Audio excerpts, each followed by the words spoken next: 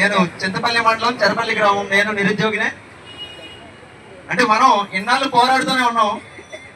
మేము ఇక్కడికి వచ్చి కూడా సార్, మేము వచ్చి ఇక్కడ సార్ మాకు గంజాయి పండించుకుంటాం, మాకు గంజాయి పండించుకోవడానికి అవకాశం ఇవ్వండి, లేదా మేము మాకు ఉన్నటువంటి బాక్సైట్ తవ్వుకుంటాం, మా బాక్సైట్ తవ్వుకోవడానికి అవకాశం ఇవ్వండి మేము అడగట్లేదండి. ఈ రోజు మా ప్రాంతంలో ఉన్నటువంటి మా అవకాశాలని మేము అడుగుతున్నాం. ఏవైతే మాకున్న ఉద్యోగాలు, ఆ ఉద్యోగ అవకాశాలన్నీ కూడా మాకు, అది కూడా మేము చట్ట వ్యతిరేకం కాదు. మాకు రాజ్యాంగంలో 5th షెడ్యూల్ అనేది ఒకటి ఉంది. దాన్ని ఐటీడీఏ మర్చిపోయినా సరే ఈ ప్రాంతంలో ఉన్న మేము దాన్ని పెట్టే బతుకుతున్నాం కాబట్టి మేము అది గుర్తు చేద్దామని వచ్చామండి. ఈ రోజు పిఓ గారు కానీ ఏపీఓ గారు కానీ స్వచ్ఛందంగా వారు ముందుకు వచ్చి ఈ రోజు ఇక్కడికి వచ్చి మాకు సమాధానం చేస్తే, వాళ్ళు మాకు ఇవ్వాల్సింది హామీలు కాదు, గెజిటెడ్ గా డైరెక్ట్ గా మాకు ఆర్డర్లు ఇస్తే తప్ప మేము ఇక్కడ కదలమండి. ఈ రోజు అది మీకు క్లియర్ గా చెప్తాను. పోరాటానికి రాలేదు, కానీ అడ్డుకుంటే మాత్రం గ్యారంటీగా మేము ట్రైబల్స్ అంటే చూపిస్తాం. మా ట్రైబల్ పోరాటాలు, గతంలో జరిగినటువంటి పోరాటాలను మేము గుర్తు చేస్తాం. ఇది మాత్రం మేము అందరి తరపున తెలియజేస్తున్నాం. ముఖ్యంగా మన యువత, మీరు ఇంకా ఉన్న వాళ్ళని కూడా పిలవండి. ఈ రోజు కనుక పిఓ రాకపోతే రేపు రాకపోతే ఎల్లుండి ఇక్కడే కూర్చుందాం. ఎందుకంటే ఇది మన భవిష్యత్తు అండి. మన భవిష్యత్తు ఈ రోజు ఈ రోజు మనకు ఉద్యోగాన్ని కోల్పోతే మన జీవితంలో మన పిల్లలకు కూడా ఉద్యోగాలు ఉండవు. మరి చెప్తున్నాం. అందుకే ఈ రోజు మనకు పట్టు వచ్చింది కాబట్టి ఇదే బయట మనకు ముందుకు చేద్దాం. ఇంతకు తమ్ముడు అన్నాడు, గతంలో పోస్టులు కొన్ని లోనే సమాధి చేస్తారు. ఆ సమాధి చేసి మేము బయటకు తవ్వుదామంటే అధికారులు మారిపోతున్నారు. ఇప్పుడే అన్నారు మేడం గారు, ఇది ఏదైనా ప్రభుత్వం చెప్తేనే మేము చేయాలి అంటుంది. ప్రభుత్వానికి ఇక్కడ ఉన్నటువంటి ఐటీడీఏకి సమాన హక్కు ఉన్నప్పుడు కింద ప్రాంతాల్లో లేవు కదా ఐటీడీఏలు, మాకెందుకు మరి ఐటీడీఏ అని మేము అడుగుతున్నాం. ఈ రోజు పిఓ మేము అడుగుతాం, కింద ప్రాంతాల్లో వాళ్ళకి ఐటీడీఏలు లేవు కదా అంటే అక్కడ ట్రైబల్స్ లేదని ఐటీడీఏలు లేవు, ఇక్కడ ట్రైబల్ ఉందని ఐటీడీఏ ఉంది. అలాగన్నప్పుడు ఈ ఐటీడీఏ వీళ్ళ యొక్క పని వీళ్ళు చేయకపోతే ప్రభుత్వం మీద నెట్టేస్తే, అలాంటప్పుడు స్వచ్ఛందంగా ఐటీడీఏ ఎందుకండి మాకు? ఈరోజు ఐటీడీఏ పోస్టులన్నీ కూడా ఇదిగో ట్రైబల్ వెల్ఫేర్ అని చెప్పి, ఇంటిగ్రేటెడ్ ట్రైబల్ డెవలప్మెంట్ అథారిటీ అని చెప్పి ట్రైబల్స్ కోసం పేరుండి నాన్ ట్రైబల్స్ ఇక్కడ ఉపాధి కల్పిస్తే మేమేమైపోవాలా? ఈ రోజు ఇందాక అన్నట్టు ఇక్కడ ఈ పోలీస్ సిబ్బందిలో పెట్టి మమ్మల్ని నిర్బంధించవచ్చు కాక, కానీ గ్రామాల్లో మీరు ఎంత డిపార్ట్మెంట్లు ఎన్ని దిగాదో ఈ రోజు ఇక్కడ ఉద్యోగాలు లేకపోతే మేము నిరుద్యోగులే కాదు, మేము గిరిజనులే కాదని చెప్పి క్లియర్ గా చెప్తున్నాము.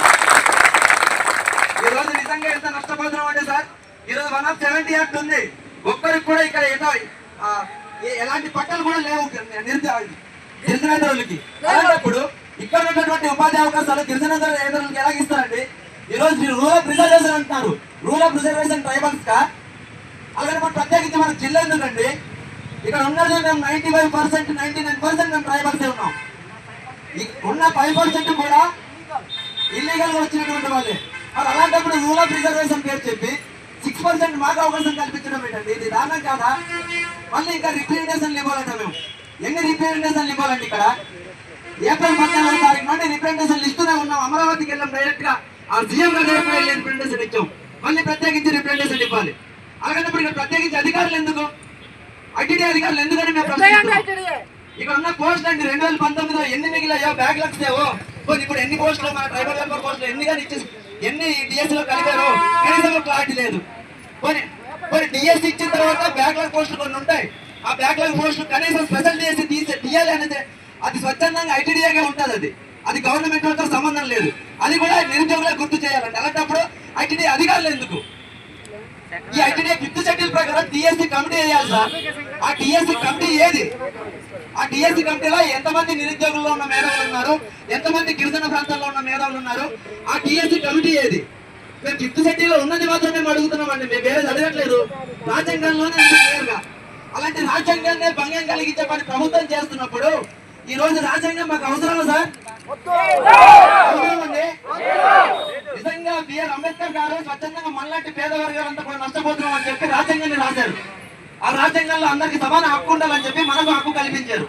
ఆ హక్కుల్ని ఈ రోజు ప్రభుత్వాలు తుంగలు తొక్కుతున్నాయి. మొత్తం ఓన్లీ స్టేట్ ప్రభుత్వమే కాదు, సెంట్రల్ ప్రభుత్వం దాకా ఇదే పరిస్థితి అండి. ఈ రోజు నిరుద్యోగులు మేము ఏం చేయాలి సార్? ఎవరిని అడగాలి సార్? ఈ రోజు మాకు ఐటీ ఉన్నది, ఐటీడీ ఒకటే. ఏదైనా సార్ ఐటీడీకి ఎంత న్యాయం జరుగుతుందో మేము ఇక్కడికి వచ్చాం. ఇక్కడికి వస్తే గేట్ లో మిమ్మల్ని కాపలు పెట్టి మాకు లోనకి పంపించకపోతే ఈ రోజు మేము ఎక్కడికి వెళ్ళాలి సార్? ఎవరితో సమాధానం చెప్పుకోవాలి? మాకు నిజంగా అంత సత్తా ఉంటే, మాకు నిజంగా అంత డబ్బే ఉంటే, అంత ఆర్థిక స్తోమత ఉంటే, మేము ఈ రోజు ఎవరో పెట్టినటువంటి జీవన మంత్రి కోసం కేసు ఎవరో పెడితే వాడికి అప్పుడే బలంగా ఎదుర్కొంటున్నాం సార్. ఆ ఎదుర్కోవడానికి డబ్బులు లేక ఈ రోజు మాకు ఈ పరిస్థితులు. అది మీరు గమనించాలి. ప్రజల తరఫున వచ్చినటువంటి ఐటీడీఏ ఏదైతే ఈ ఐటీడీఏ ఈ ట్రైబల్ ప్రాంతాల్లో ట్రైబల్స్ కోసం వచ్చినటువంటి ఐటీడీఏ ఉందో ఇది కదా మనకు కాపాడుతున్న హక్కులు ఇది కాపాడాలి. మరి మనమే వీళ్ళకి గుర్తు చేయడం ఏంటంటే ఐటీడీఏ ప్రాంతానికి నాకు అర్థం కావట్లేదు. సార్ మేము క్లియర్ గా చెప్తున్నాం, మాకు హామీలు వద్దు. మాకు డైరెక్ట్ గా డైరెక్ట్ గా సీఎం గారికి కూడా మేము ఒకటే కోరుతున్నాం. సార్ సీఎం గారు, నా పేరు దేవరం కూర్మారావు అంటే అసలు పేరు. నేను ఒక నిరుద్యోగిని. నేను క్లియర్ గా మీకు ఏ ఇంటెన్షన్ ఉందో కానీ మీరు 100% ఉద్యోగాలు కల్పిస్తామని చెప్పి ఈ రోజు జీవో నెంబర్ 3 రద్దయినా రేపు పొద్దున ఆల్టర్నేటివ్ జీవో తెస్తామని మీరే క్లియర్ గా ఇదే పాడల్లో వచ్చి ఇదే తాజంగి వచ్చి చెప్పారు. సారీ వచ్చి చెప్పారు సార్.